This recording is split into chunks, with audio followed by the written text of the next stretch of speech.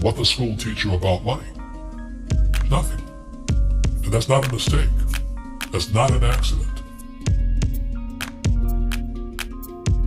The way to keep the poor and middle class working hard is never teach them what the rich know. What the rich teach their kids about money, the poor and middle class do not.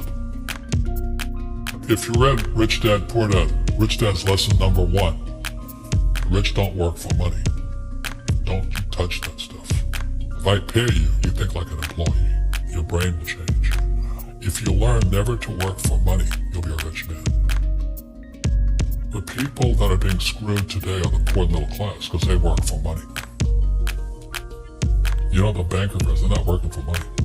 They have money working for them. Yeah, very big difference in mentality here. What is financial education?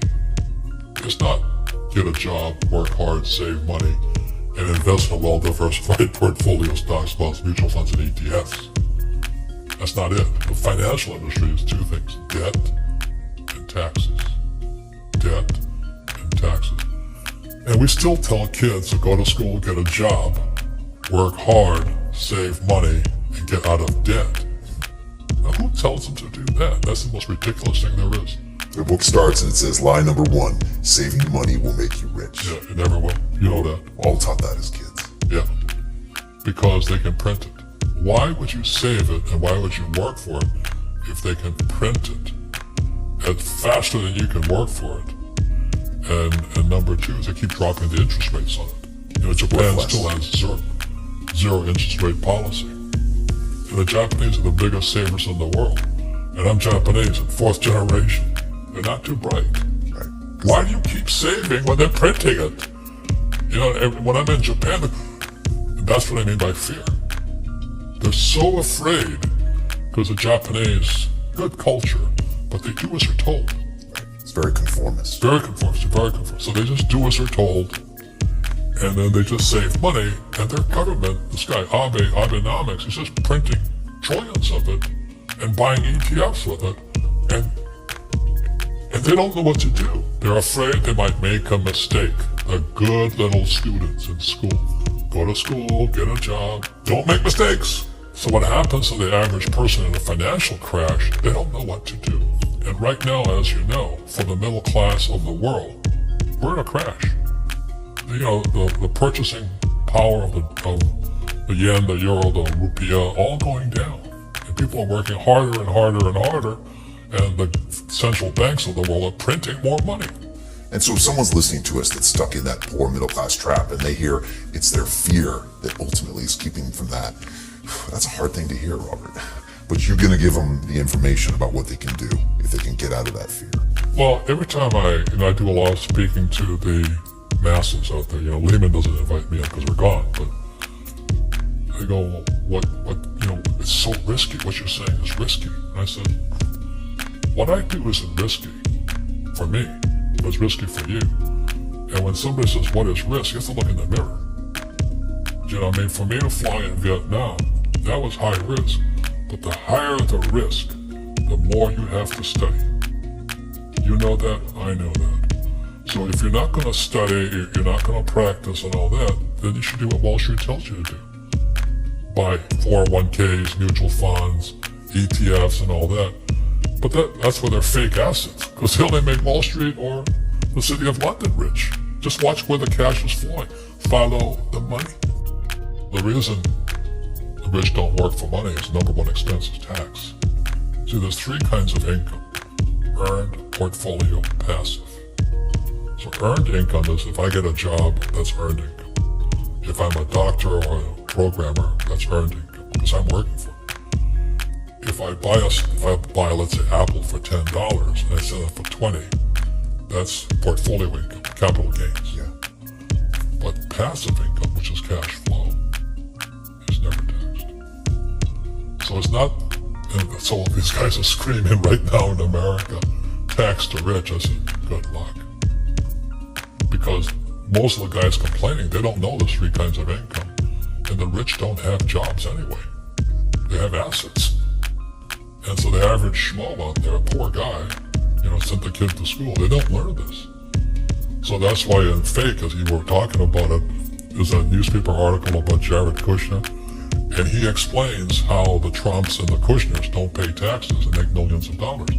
And the reporter couldn't understand him because they're not, our schools will never teach you that 3 types of income. And they judged him and say they're wrong and it's cheating. And we see that over and over again. Amazon not paying taxes. What do you say to people when they come up to you and say, Robert, it's not fair. It's not fair they're not paying taxes. Well, there's always 3 sides to a coin, you know, heads, tails, and the edge. You know, so which side of the coin are you on? From my side, it's fair. But this is the difference. Everybody can do the same thing I do because the tax laws are for everybody. You know, we don't say, well, the tax laws are only for the rich. No, the tax laws are for everybody to use if you have the right financial education. And the reason I'm an advocate of financial education, without that education, you have to pay taxes. You see, very few people will buy what I do, make $1 million and pay 0 tax. That takes, and my rich dad taught me that playing Monopoly, that's how it started, you know, 4 greenhouses, 1 red hotel. Or the McDonald's formula, I write about it here. McDonald's, Ray Kroc. Yeah. McDonald's is in the real estate business, so they sell hamburgers, but they buy real estate, so they pay no taxes. You know, this guy Bezos was $16 billion. How much tax did they pay on that $16 billion? 0. And that's all legal. Anyone can do it. Everybody can do it. Most people lack the education. Correct. So Jared learned about money when he was a kid by watching his father, by watching these people invest in real estate, and said, wow, not only do you get to make the money, you get to keep the money. That's a big problem a lot of people don't understand. They, oh, look how much money I made, but how much did you keep? Because that could be half. What tax did you pay? Right, what tax did you pay? And so we always say this is the law. The law is true for every citizen. You can do it, but most people just don't do it. Sometimes, like you said, they don't have the education, but you need to have a plan if you're going to go do risky things. Well, it's not risky. I mean, to me, what's risky is having a job and paying taxes and saving money because they're printing it. You know, that's the worst thing of all. And that's why there's fake money, fake teachers. The teachers will never, they don't know it. Right. And fake assets because Wall Street or the City of London or Lehman Brothers or Goldman and all, they're not going to tell you this. Yeah. How are there billionaire bankers today? Aren't they supposed to be watching your money, you know?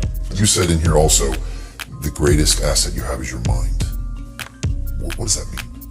If you really want to be rich, take a class on real estate. Once you understand real estate is based on debt, learn how to use debt as money.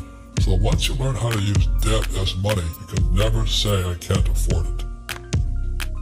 See, because the banks will give you, so the banks, after the crash of 2008, the banks gave me $300 million tax-free to buy real estate that the idiots had lost. I hate this, and then we were idiots because the prices were so high. Why would you buy it at the top of a market? Don't you know that's going to crash? Oh, no. This was, was subprime was the derivatives market, MBSs and all that stuff. Had driven the price of real estate so high, and the rest of us were just waiting. And then when the whole thing came crashing down, all this real estate was now available. And they needed, the Fed and those guys in the Treasury needed guys like us to go in there.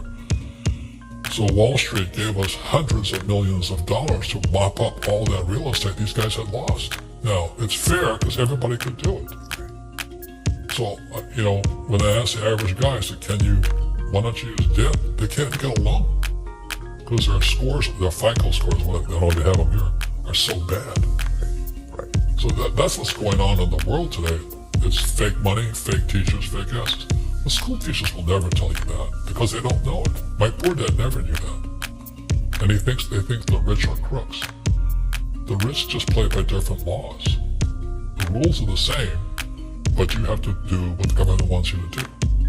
Never say, I can't afford it. Ask yourself, how can I?